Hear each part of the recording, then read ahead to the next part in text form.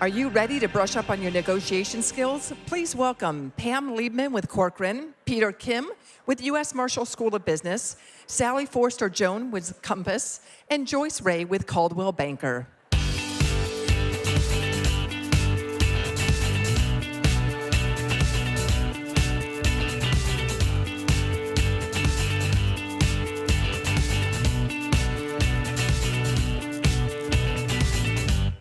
Everybody's taking what they can, but they can't decide.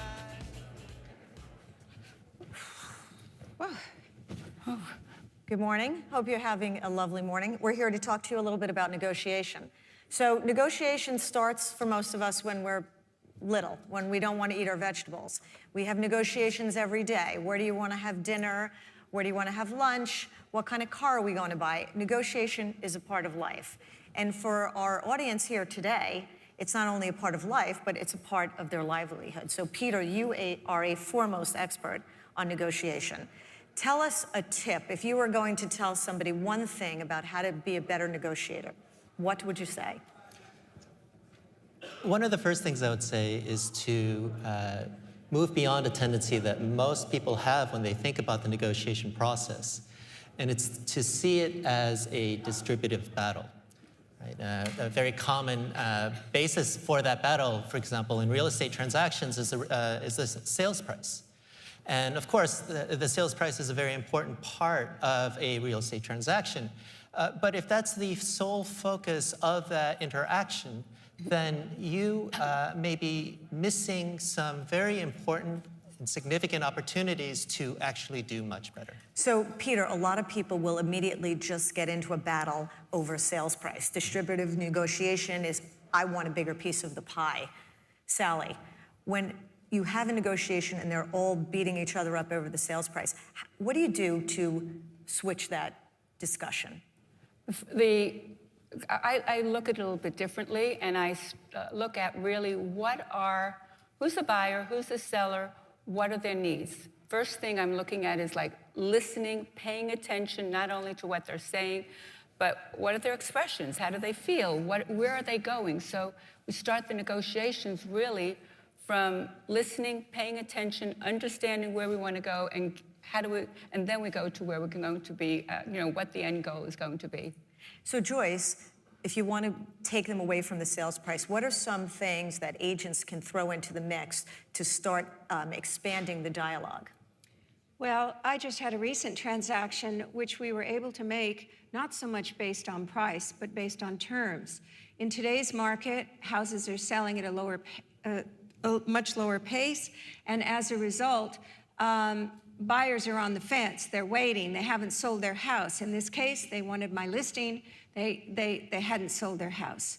So we weren't willing to take a contingency, but what we negotiated was an owner carry for a year at very attractive terms to enable them to sell their house. In fact, for a few months, it was an interest-free loan to give them an opportunity to sell their house and yet to close our deal. And so you have to be kind of innovative today and come up with other ideas to make a deal because we're in a different environment. And in this environment, emotions can play a very large role. People are very upset. I'm not getting what I wanted out of this house. And sometimes the emotions can escalate a negotiation process. How important are emotions, Peter, and how do you deal with them? A lot of negotiators will do their best to separate the emotions from the transaction itself, and there are times when that's helpful.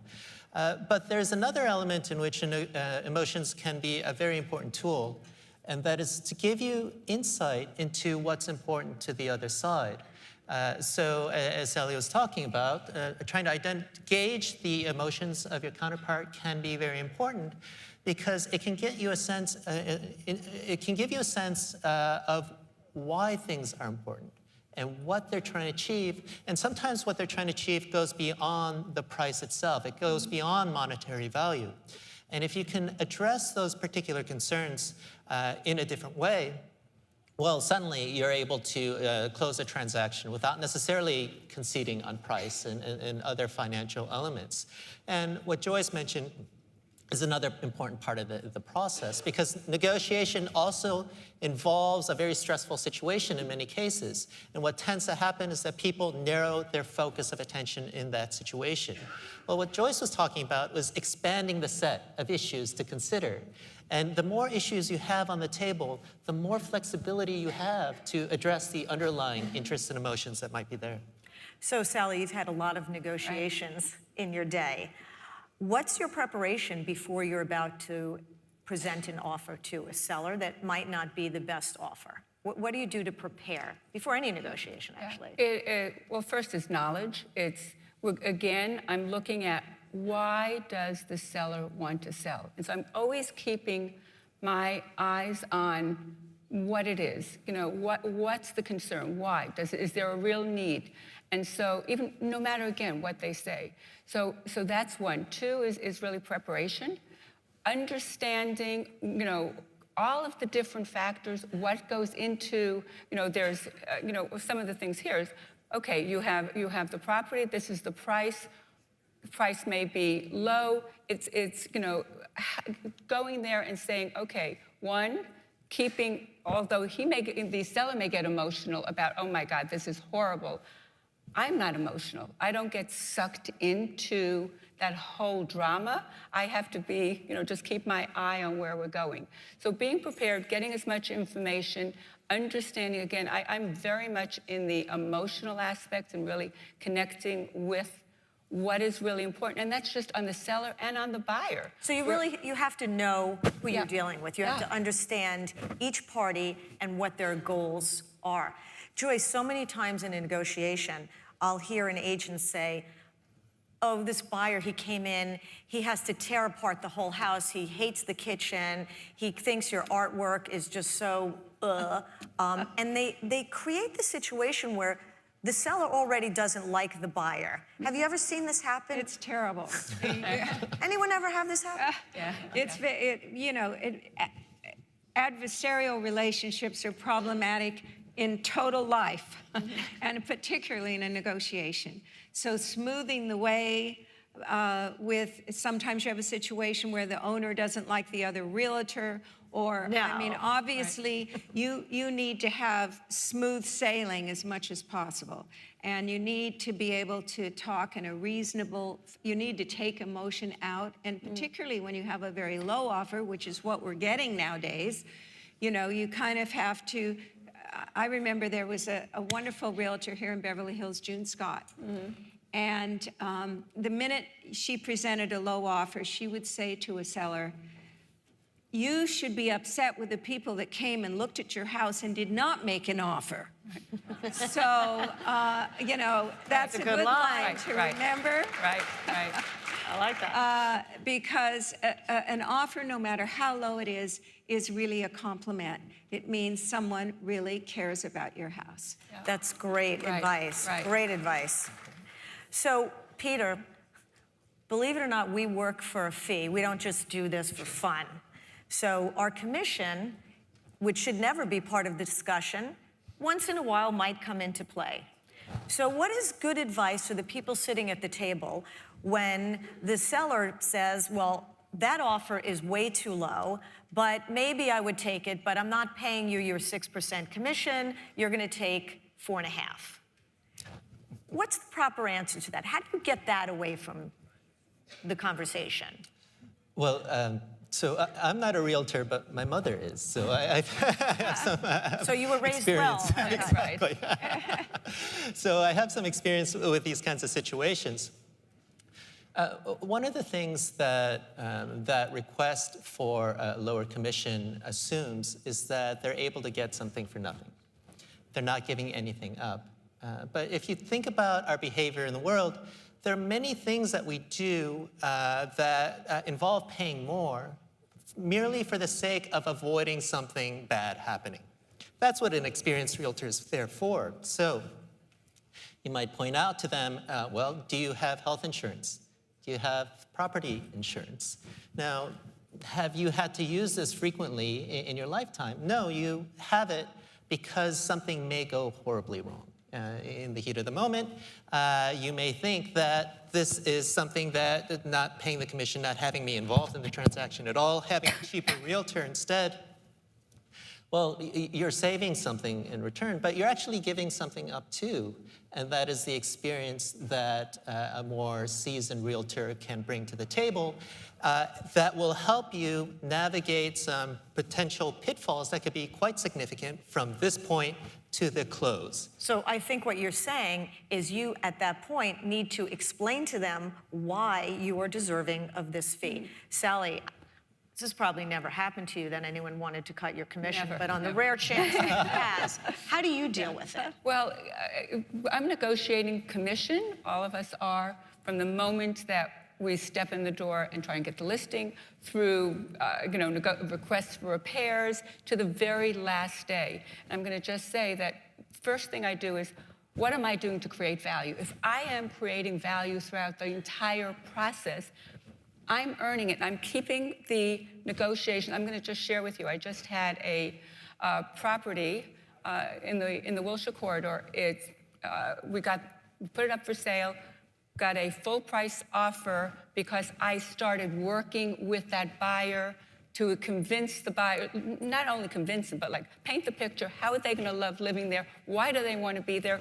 So from day one, I knew everything about the buyer, what was going to appeal to the buyer. So we got a full price offer. We get an appraisal.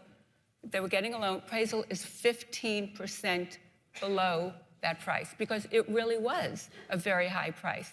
So in there, it's like, first thing is like, okay, seller, I'm not coming down. Buyer, I'm not coming up. Brokers, what are you going to do to pitch in?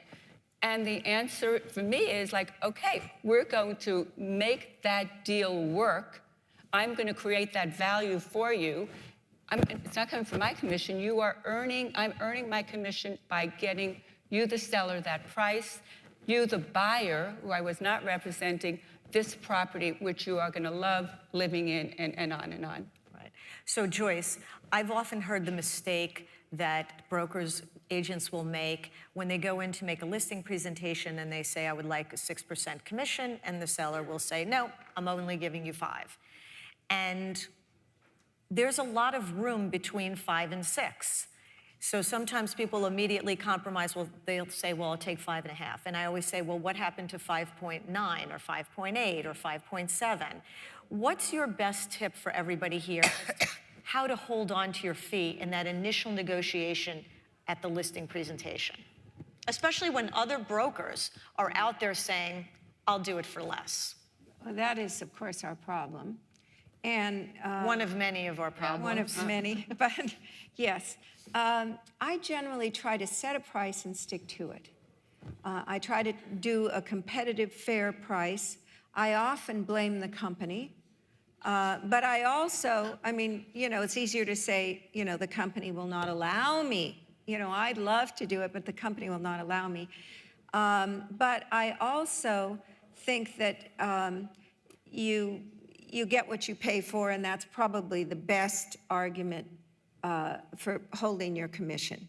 That, if you want something that's inexpensive, and the best argument is, do you want to hire an agent who does not negotiate for themselves, that does not stand up for their own value? How are they going to substantiate the value of your house? Peter. So I love both of these comments. So Sally's comment was really, touching on the fact that this kind of discussion is inherently a distributive conversation. It gets back to that battle. And what Sally was describing was trying to move it beyond that battle again, thinking about what else can be brought to the table to grow value. And so that's a very important tactic. And then Joyce's comment really accentuates the other element that's closer to what I mentioned earlier, and it's that they're not necessarily getting something for nothing by getting a cheaper realtor. They are maybe giving up something very important. And the question for them to explore is, well, why is that other realtor accepting a lower commission? Is it because they're less successful? Are they less experienced? Are they trying to generate so many listings that they're not going to give you as much attention as you deserve? So those are the kinds of possibilities that you can raise to let them realize that this is not necessarily a free lunch. and that actually maybe they're getting something that's worth that higher commission if they go with you. That's a great answer. They're not giving up. You're not getting something for nothing. Right. I love that, and I think that's something that we can use. So when people talk about negotiation and they want to make people like each other on both sides of the transactions, because maybe then everybody's looking for a successful conclusion, we always hear all this talk about win-win. What does win-win mean? Is that just the opposite of win-lose? How do you think about a win-win situation? Well, a win-win situation is actually about moving beyond that distributive confrontation. So we're in Los Angeles. A nice example of this can be found in the Central Public Library downtown. So I don't know if any of you are familiar with that case study, but that was a library that was decrepit and basically too small to serve the community for a very long time. And there were all sorts of confrontations about what to do about it. It's a historical landmark, but it's too small. And so the question is, do you destroy that building and destroy that history in order to serve the community's needs? How do you pay for it? Do you tax community? So there are all these distributive questions in that scenario. They came up with a very creative win-win solution there. What that involved was taking what seems to be a single issue, this property that, do you expand on this property or not? And they divided it into two issues. One, the principal of expansion, and two, the direction of the expansion. And so what they did was they sold the air rights, the 36 floors of air rights that would allow another developer to build their building taller and use that money to dig down. So they were able to expand as they needed and renovate, pay for the renovations, and preserve the nature of the property. So everyone won in that transaction. I think creativity is so important. Another thing we think about in a negotiation is flattery. Is it good? Is it bad? How do you use it? So Peter, this is the first time we met. If I wanted you to come speak at Corcoran, come to New York maybe, I might say to you, oh my God, Peter, I've never seen a professor who is dressed so well. Your tie, the fit of your suit is amazing. And it's such an honor to meet you. I would be happy to go to New York. Okay. It worked. Versus, Peter, I read your book. It's very scientific. I don't know if the brokers will really relate to it. It would be nice, maybe you can come to New York. What do you charge? Is there a difference in that? Flattery in negotiations. Joyce, do you use flattery? It will get you everywhere. Yeah. No doubt about it. Tell us an example. I remember when I was a young broker, there was an agent here in Beverly Hills named Ruth Hoffman, and she sold every house in town. And when I would walk in with my buyer, she couldn't stop talking about what they were wearing. I mean, she didn't know a thing about the house, but she said she didn't know the lot size, she didn't know the square footage, nothing. But she spent the entire time flattering my client. And, that really has stuck with me over the years. I remember thinking as a young realtor, she's the most important realtor in town and she doesn't know the lot size? It just didn't add up. Yeah. But it was all flattery. That's all she was about. And when you called her on a phone for an appointment, she was flattering you. Oh, you looked so lovely the other day. I mean, it's astounding. So next time somebody here tells me I look good, I will not believe a word that you say. Sally, flattery, do you use it? Do you not use it? Does it annoy you? No. I mean, it has to sort of ring true. Right? If you were not well dressed, which you are, and I said you were, okay, that doesn't work. But if you can find something that really works, I mean, one of the things that she was over the top. Yeah. Well, first of all, and she was. I remember her. And the other thing with June Scott is she was had a fetish about shoes. She would compliment every single person's shoes. Of course, you had to wear good shoes. But so there has to be a truth to it, but it does work. And one of the things that also works is making the client, if it's a buyer coming with a broker, making the client feel like, oh my God, your broker is amazing. Your broker is, you have chosen so well, they're going to do the best for you, and on, because not only are you making the buyer feel comfortable, you've won that broker over. So in a negotiations, you need that broker too. You are so right, and it's really a shame when brokers maybe don't like each other and it affects what the clients are able to do. So that brings us to another point, ethics. If I start a negotiation with somebody who I don't think is ethical, I may handle myself differently than with somebody I completely trust. So ethical perception in a negotiation is so important. Teach us how to use that in a positive way, or how to, utilize our understanding of ethics in a negotiation.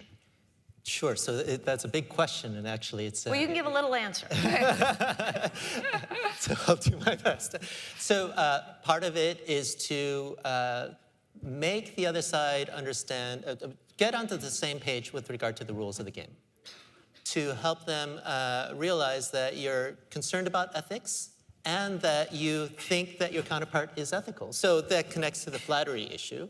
If the other side believes that they have somehow established this reputation with you, this impression, they're going to be less likely to throw it out the window. Because being seen as a trustworthy, ethical person is important to the vast majority of us.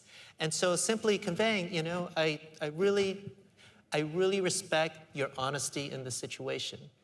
Now, suddenly they have an impression or a reputation for honesty. Now, are they going to suddenly lie in that case? Probably they're going to be far less likely to, because they prize the idea of being seen as ethical. Joyce or Sally, if you're having a negotiation with somebody who maybe you've had a difficult situation in the past with, and you're bringing them an offer on one of their listings, and maybe you think last time they shopped your offer to sell it to a direct buyer, how do you start a negotiation with that person? Yeah, no, well, first of all, you have to keep your eyes open. You cannot forget reality. We work together, and so it's a community where we're going to continue to work together. So just having animosity doesn't work. So it's really, but you have to be aware. You can't be blind to it. So it's tough, because there are people that, that we work with that don't really negotiate fair. So you would much prefer to do business with people that you have felt throughout the years give you a fair shake. Joyce, do you show people's listings that you think are going to treat you more ethically? Are you more likely to do that, or it doesn't matter? You're serving your client, and when you open a negotiation, you just put it on the table. Well, I think if you have a choice of working with an agent that you trust, you would do that. But most of the time, you don't have that much of a choice, because you're searching for the appropriate property or the appropriate deal. So you just have, I always try to remember forgiveness. It's an important principle in life. And also, oftentimes I found people might do the wrong thing on occasion and the right thing on another occasion. I think you have to be broad-minded, you have to be accepting, you have to be forgiving, perhaps, of people's mistakes or lack of ethics in certain situations. Everyone is a fresh start. I was just going to add one thing. Where there is, where you're the seller, representing the seller, and you have buyers with multiple offers, or other, other occasions where it's really significant on who that broker is, that totally makes a difference, because from representing what is best for your seller, you have a lot of information, and that broker information and what they've done and how they act, and in the past, is valuable information that you then really colors the negotiations and your reaction and response with the seller. Great. I think when people start out saying, Sally, we're going to be partners on this deal, right? And we get ourselves vested together to a great outcome. Okay, here's a question. Sometimes people think, I'm going to make them come to my office, or I'm going to go to my restaurant because I'm treated best there, to have a negotiation. How important is and I know a lot is done over the phone, but when you need to pick a location, what's the strategy there in a negotiation? There are a number of issues that could sort of affect, but one of the things that the location can shape is the perception of power. in a situation. And it can affect the urgency of the different sides to close the deal. For example, if it's inconvenient to one side and they actually have made all the effort to get there, well, suddenly they need to feel like that was worth the effort. And so by having gone through that effort, they're going to be far more eager to close a deal with you. So that's one element. Choosing a location, why do presidents have many of their negotiations in the Oval Office? Simply being there exudes these symbols of power that can shape your counterpart's perception of who has more power in the negotiation. For us as negotiators, what we need to do is disentangle the exterior trappings of power from what power really entails in a negotiation. Or make sure we have the power. That especially, exactly. And then in the negotiation itself, not get distracted from the power that you've actually built for yourself. Sometimes can you have too much power and the other person coming in is so intimidated they get their back up and they just want to say no? That's a great question. Yes, and this is the challenge. One of the challenges with this goal of moving beyond the distributive battle. Ultimately, our goal as negotiators is to exchange information, be creative, come up with solutions, and to do that, you need them to feel comfortable enough to share what's important to them, to share their concerns and their fears. All those signals are vital for you to craft the kind of solution that might actually break the problem into a viable path forward. And if they're too intimidated from you, with you, then they're less likely to do that, and that can serve as an issue. So I've been told in negotiations, and I've seen it, I'm sure you've all seen it, never use a range. Can you explain to this why you shouldn't say, well, I think it'll sell between 5.6 and 6 million? Or we don't have a listing price on it, but the seller's likely to list it between 12 and 13. Why don't you use a range? Because the counterpart is automatically going to choose a part of the range that's favorable to them. Right. So there's a scientific notion called anchoring. And the idea is that by starting up with a fixed point, a clear number that's clear and explicit, that's going to have much more weight on the subsequent concessions that are going to be made later. So it's in your interest to start with a very clear number. It also signals that you're much more prepared in the negotiation, that you know what you're talking about. You're not so willy-nilly that you have no clear idea within a range of $50,000 to $100,000 what this is worth. You know to the dollar how much it's worth, and that will give your starting point much more credibility. That's great. There's another style of negotiation where agents or people will get to a certain point and then somebody will say, let's just split the difference. Anybody hear that? Let's just split the difference. Right. There's issues with splitting the difference. When is it right to split the difference? And who should offer to split the difference? Right. So the research shows that the average of the two opening offers represents a pretty good indicator of where a negotiation will settle. So if those opening offers are both reasonable, then splitting the difference might be reasonable. The problem is that in many negotiations, one of the opening offers is unreasonable. And at that point, splitting the difference makes no sense at all. Do you ever find that you're dealing with an agent who's more desperate to make the deal than the actual buyer? And that they don't know the meaning of the word patience? I think in negotiations today, they take a lot longer. How do you manage the expectations of a seller who maybe has been waiting for an offer for a while? They finally get an offer. It may not be the offer they like, and it's not going to happen overnight. They're not going to write an offer, get the counter, split the difference, and be done.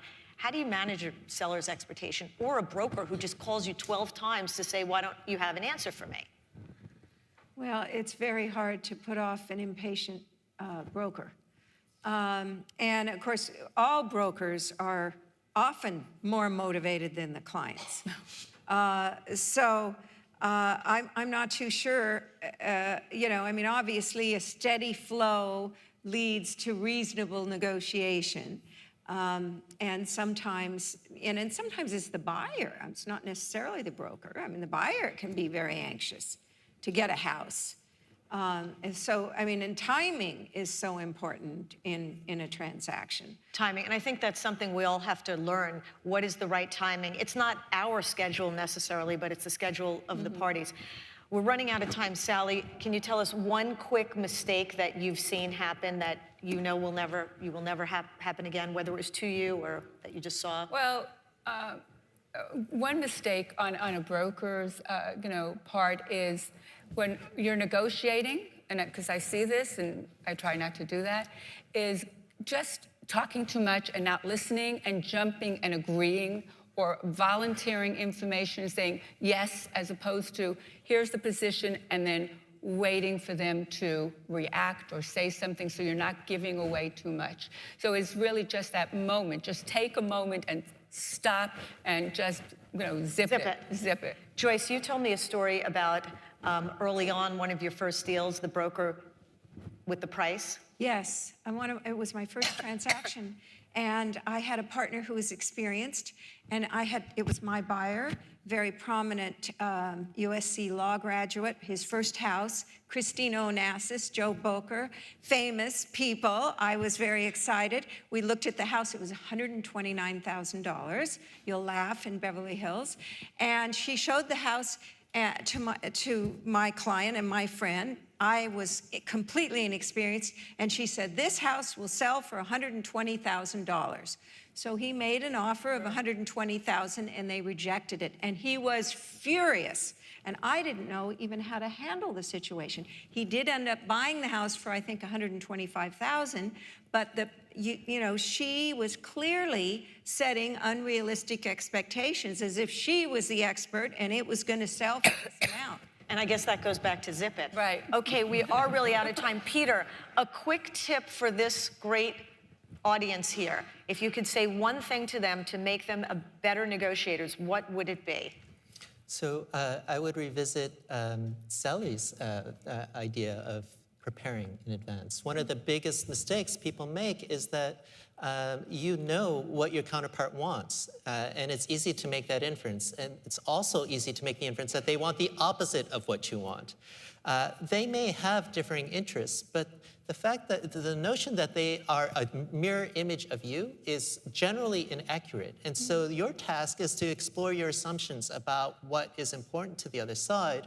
The more you understand about what's important, the more successful you're going to be in your efforts to propose packages that are actually appealing to them. That's great. Great tips, Sally, Joyce, Thank you. Peter. Thank you so much. Thank you.